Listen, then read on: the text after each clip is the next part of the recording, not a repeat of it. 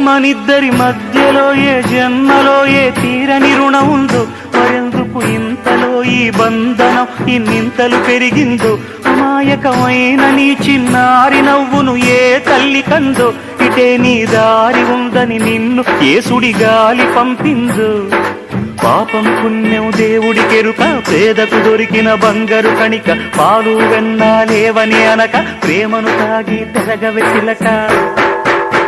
వలేసే పాడు లోకం కంటపడక ఉండు నాయనక, ఇలా నా గుండెలోనే గువ్వల కొలు ఉండిపోయింక. ఇటే పోస్తే ఎమున్నైనా నిలేస్తానే, మరింక ఏ కీడు నీ వంక రాలేదు.